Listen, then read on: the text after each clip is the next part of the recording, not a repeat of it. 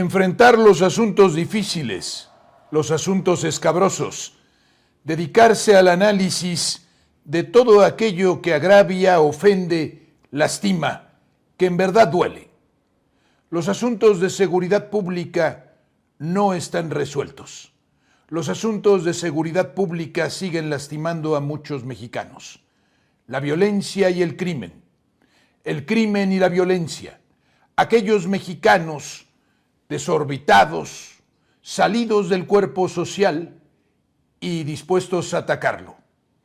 Aquellos que causan sufrimiento y dolor y que pretenden que apoderarse de lo que no es suyo, que disponer de las vidas de otros, que lucrar con el sufrimiento ajeno,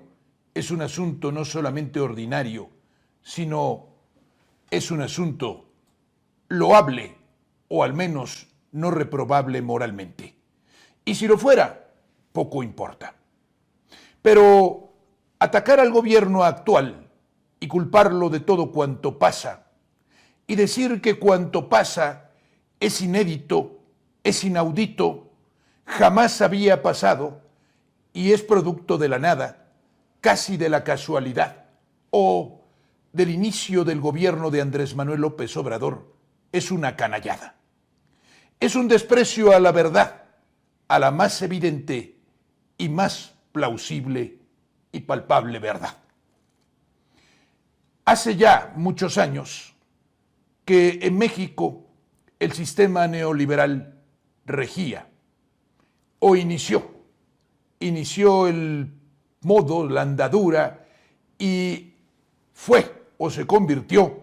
en el modo habitual de convivir no solamente en los asuntos económicos, sino sociales. Nadie se atreve a decir la verdad,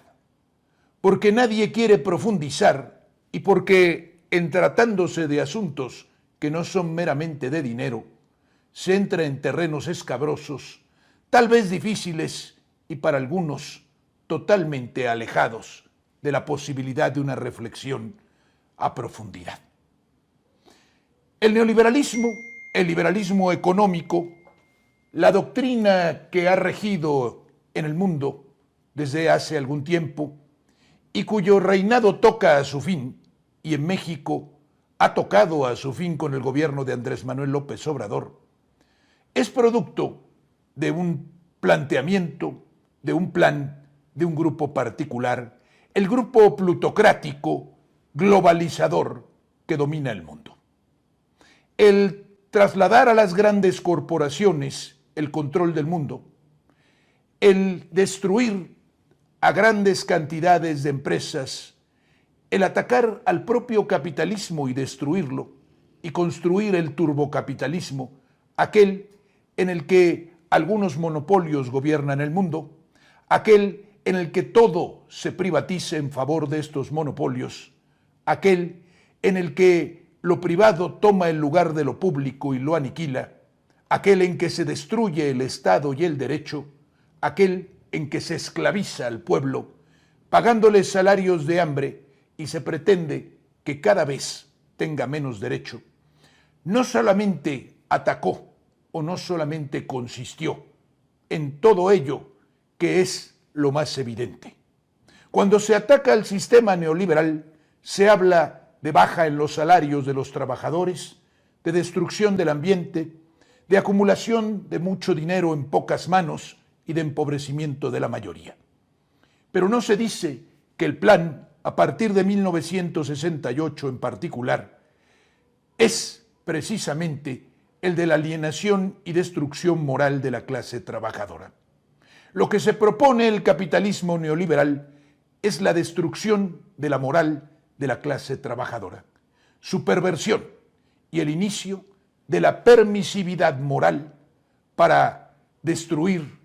después a la clase trabajadora y eliminarla para construir una sola clase, la clase de los esclavos que está por abajo de los amos, que es la hiperclase. Es decir, dos, aunque la primera no sea sino la de los amos. La ideología liberal libertaria introducida por este tipo de capitalismo, bajo el asunto de que todo está permitido, pero nada es posible, se instauró en el mundo y destruyó el tejido social y despobló las plazas y las calles de la protesta obrera y campesina. Y una nueva izquierda, y una nueva derecha, y un nuevo centro y una nueva política se convirtió en una sola cosa. Todos servidores del gran capital, todos aplaudidores de genocidios, de crímenes, de abusos, de saqueos, de piratajes, de empobrecimiento de muchos. Todos a una, también destruyendo la identidad nacional de la clase trabajadora, destruyendo sus costumbres, sus tradiciones, su cohesión, su modo de entenderse en el mundo. Y todo ello acompañado de un elemento fundamental, el elemento de la violencia y del crimen intrínsecos a este sistema. Quien diga que el sistema neoliberal, que el sistema economicista o financierista, quien diga que el sistema de saqueo, aquel que elevó a rango de virtud el egoísmo y también el individualismo, quien dijo que lo importante era servirse a sí mismo y volverse un consumidor, un eterno consumidor, un niño pulsional, irresponsable, que no tenía nada que ver con la comunidad, que lo merece todo y no le debe nada a nadie, aquel que cree que todo esto no es generador de violencia, se equivoca. El crimen y la violencia en nuestro país, como en todo el mundo, ha crecido exponencialmente. Al ritmo en que ha crecido la fractura social, al ritmo en que ha crecido el consumo desaforado, el materialismo y el individualismo. Por eso el presidente de la República, Andrés Manuel López Obrador, anunció que el verdadero combate a la delincuencia, al crimen y a la violencia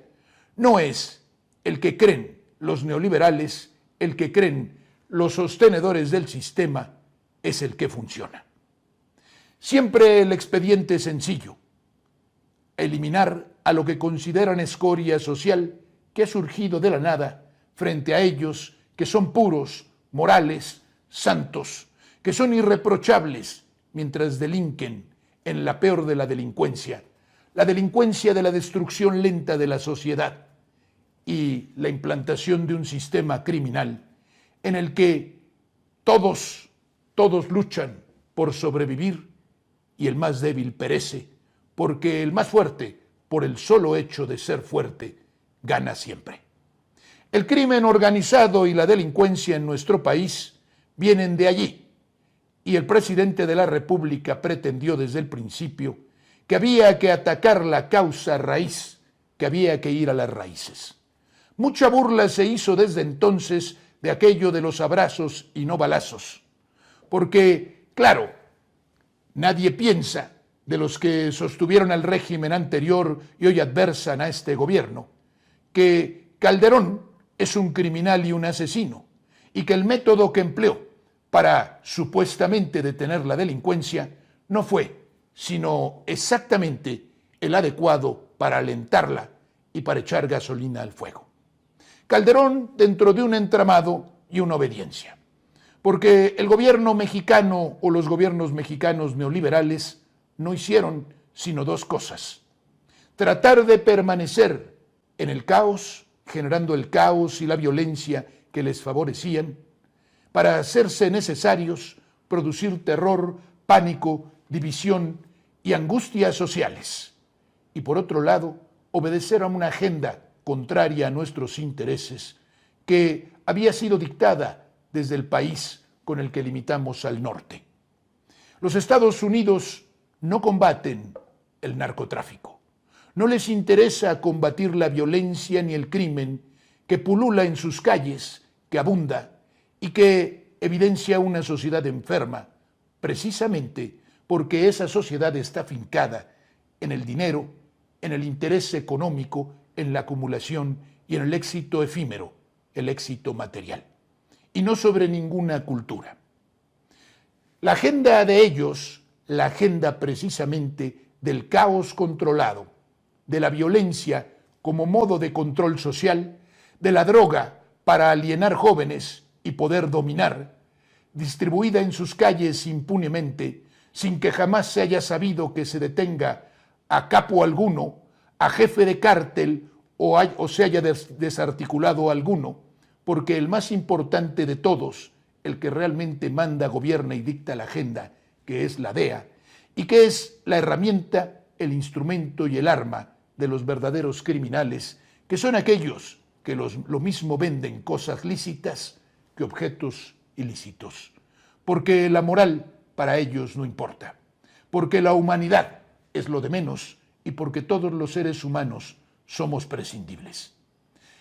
El seguidismo y la obediencia a la agenda de los Estados Unidos en materia de combate al narcotráfico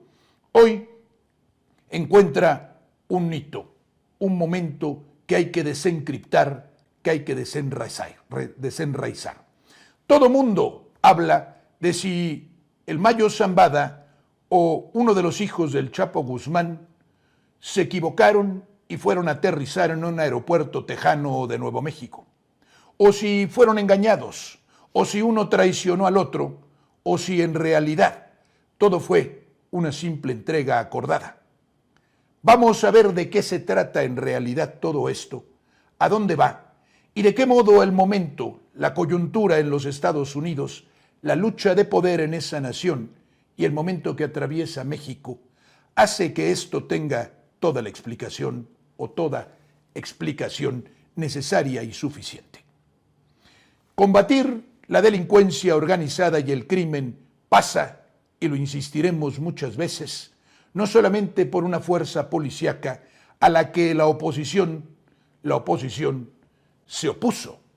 La oposición se opuso siendo un asunto de seguridad de todos los mexicanos y un asunto vital para la patria, es decir, un asunto de Estado, no de partido, no ideológico, no de intereses, sino de nación. Y no solo pasa por eso y tener procuración de justicia adecuada y un sistema de justicia reformado que no tenga en su seno a jueces corruptos que liberen delincuentes, sino también a una reconstitución de la sociedad